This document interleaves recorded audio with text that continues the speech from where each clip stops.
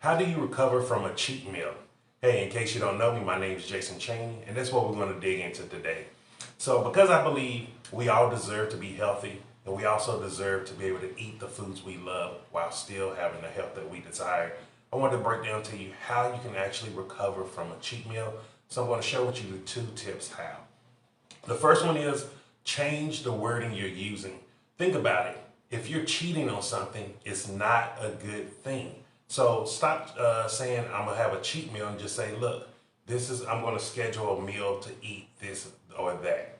And so what I mean by that is change the actual wording of it. Stop using cheat meal. You can use a different meal. You can use, oh, I'm gonna have a pleasurable meal. I'm gonna have an enjoyable meal. I'm gonna just have a good day of relaxing. And then that will actually ease some of the stress off of you because you feel like you've cheated. And look, I've been there before. Every time back when I tried doing diets and I would say, oh, I'm gonna have a cheat day, that cheat day stretched out until a cheat month. And I wasn't happy with the results that I got from those cheat days. So that's the first one is stop calling it a cheat day and change the name of it. You're not cheating nothing. All you're doing is just having something that you enjoy to eat. And that's okay. Even if you saw my regular Facebook page, Facebook profile, you may have saw yesterday I had fried oyster mushrooms. Like, I don't eat a lot of fried foods, but there's still days that I have it. And, when I was cooking it, it reminded me of my grandmother because it reminded me back in the days when she used to do a fish fry. So it's okay to have the meals that you want, but you're going to actually have them in healthier forms. And the second way is get back on track, meaning you had your one day of being able to indulge, be able to have what you want. Today is a new day. Get back on track. Commit to doing what you're supposed to do. And so one of the ways that I do it is like yesterday I had my fried oyster mushrooms.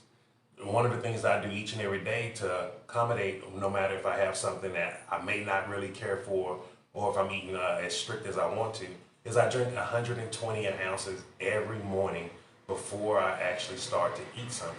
Now think about that. If you were drinking 120 ounces of water, how would your weight loss be? Do you think you would still have as much weight? Do you think it would be easier? Would you have as many problems as far as being constipated and things like that? So have an action step in place that you can use each and every day, no matter you're eating on plan or if you have a slip up, because those days are going to happen. Like I'm waiting for the day that we can go back to Las Vegas and I'm going to eat. Oh man, it's a place they have vegan chicken nuggets. I'm going to tear it up. And I'm not going to be feeling guilty about it because one, it's not a cheat meal. And two, I know after I eat that meal, I can get right back on track because I have action steps that I can do each and every day to keep myself guided towards the goal that I want, which is to reach 195 pounds.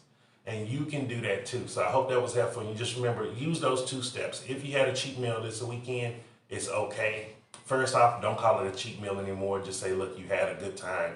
You had a time of being able to indulge and eat the foods that you love.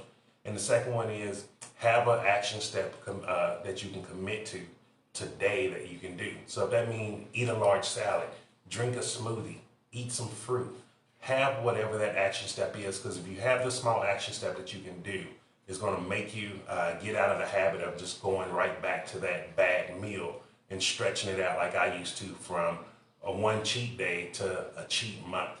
And so I hope that was helpful for you. Also make sure if you like this information, just click the link up above or below, depending where it is on your screen.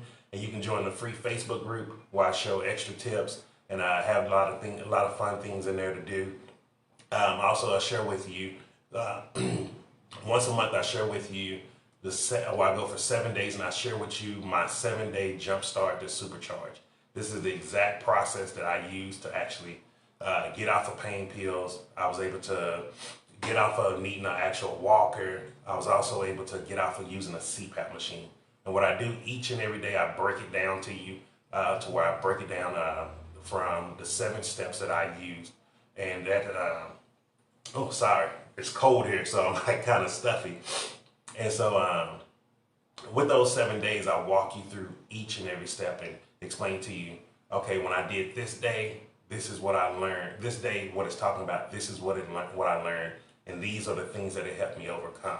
Like one of my favorite days is the actual, when I started showing you how to repair your O2 sensors. This is the exact same steps that I took to get off a CPAP machine. where I went from one of the worst cases of